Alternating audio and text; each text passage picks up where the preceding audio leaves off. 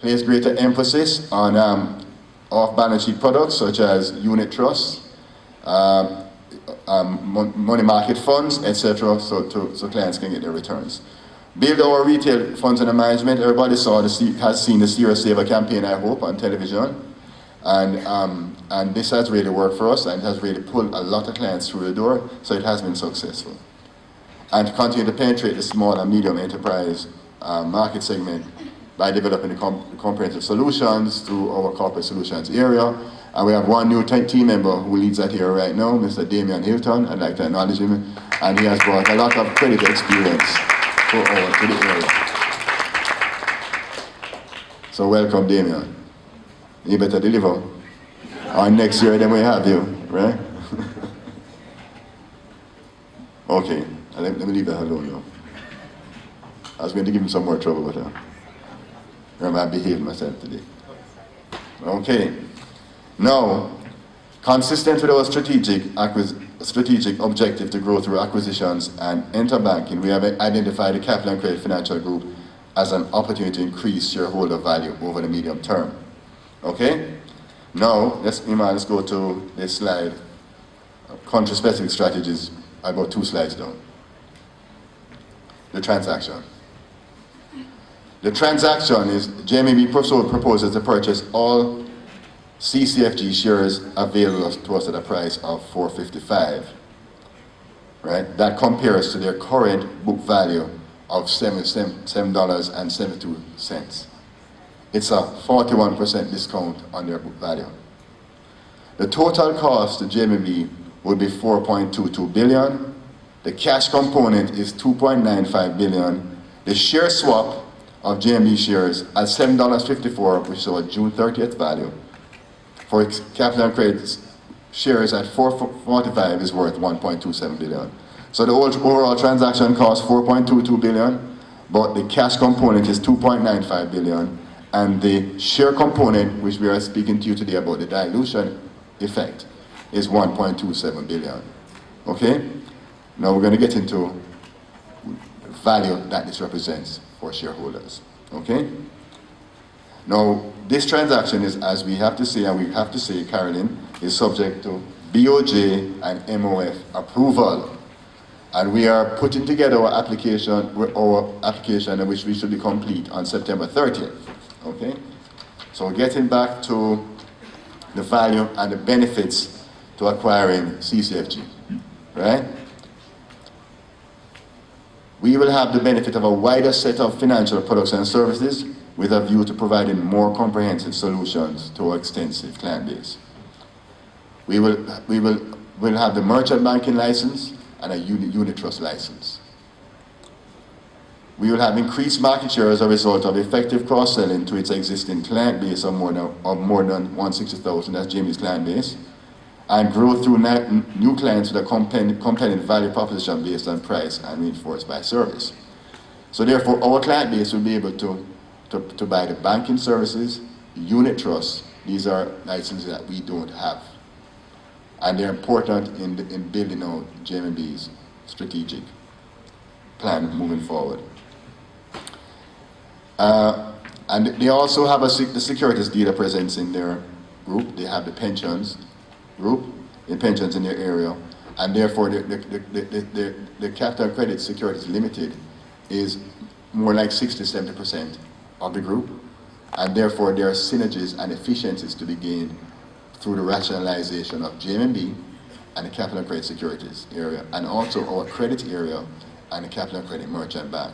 So significant efficiencies are gained in this transaction, if and when it's approved by the central bank and the Minister of Finance. Okay? Now, how will we differentiate ourselves and to the market? What's going to be different about our services in relationship to banking for the market, different from NCB, BNS, and the other banks, First Caribbean? Well, JMB's signature service around how we serve our clients, and I'm sure that most of you shareholders here are clients, and how we go about servicing our clients is absolutely different from when you walk into a banking hall.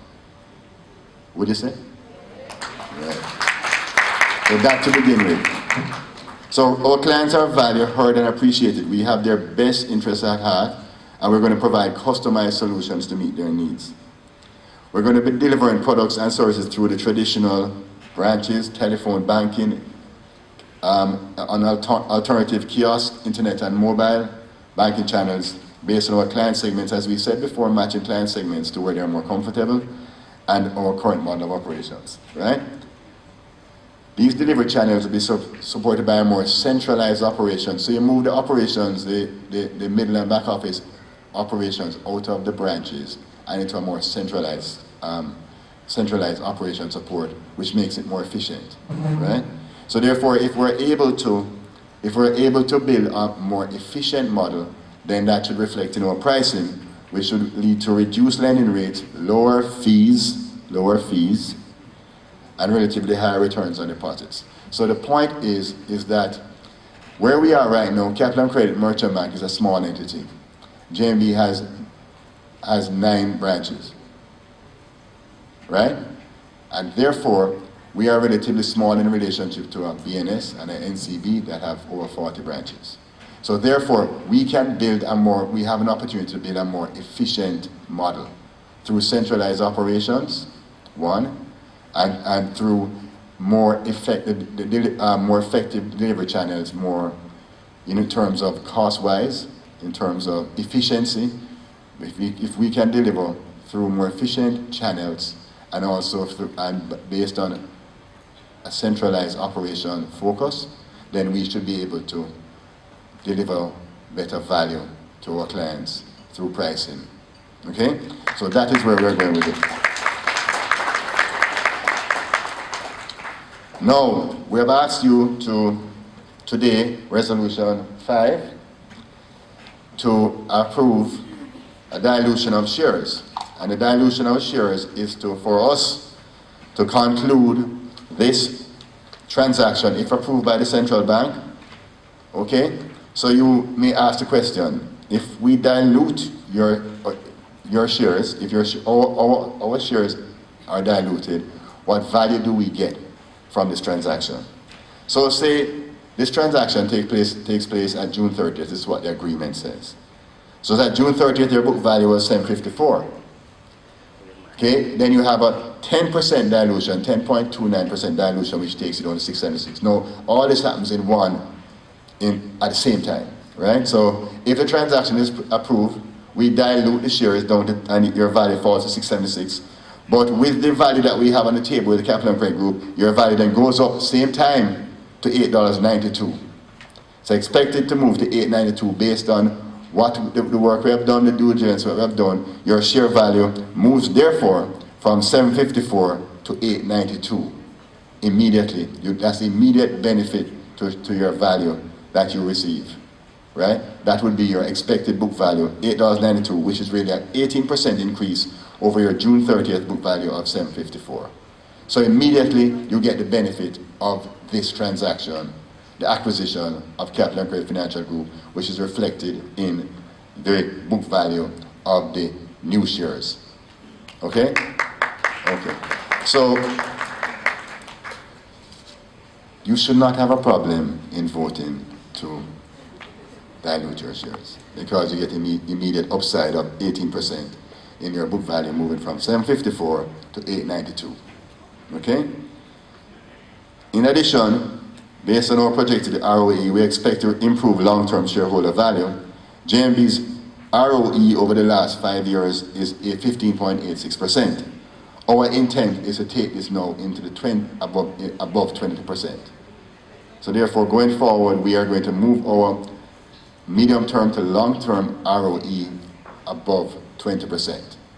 We have delivered anywhere in the 15 to 20% range. We're now going to move that in the 20% and above range. So that is the plan, and that is what we must deliver to you as our shareholders. That is what we're putting out there. We have to deliver it, right? Okay, and in terms of JMB and its group value proposition, we thank you in closing, ladies and gentlemen and shareholders, for your continued support, confidence placed in us by you, even through the roughest of times. You know what I mean? When there was all kind of talk out there, you stuck with us. You came in, you held us accountable. And we're here to thank you for that support. And we continue on our path of managed growth in building out our integrated financial services across the region, banking, securities dealing, and insurance brokerage. And we continue to utilize JMB's winning client service and model of decentralized operations as a platform for sustainable growth. So we're on a good path, ladies and gentlemen, and we're going to deliver to you the returns. And I'd like to thank you before we go. Or you can clap first.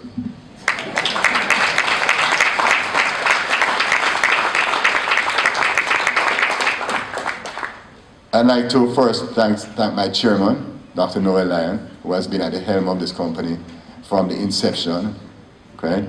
And for the leadership and guidance and wisdom which he has provided us over the years. And we're just here to tell him that he's not going anywhere too fast, right? So we're putting that on record. Doc, you're not going anywhere too fast, sir. We would love for you to continue with your guidance and leadership of this group of companies. And I'd like to thank our company secretary, Carolyn DaCosta, for putting this together today, for her leadership in this regard. She is one young lady that doesn't play. She holds everybody to account, right? And she ensures that she delivers. Thank you, Carolyn and Imani. I'd like to also thank you for your work in this work. So, ladies and gentlemen, thank you very much. In our Q&A section, there were recommendations that were made from the floor from our shareholders last year, and we're going to, when we start the Q&A section, we want to just address some of these recommendations that you made last year, and then we can take the Q&A. Okay? Thank you again, ladies and gentlemen.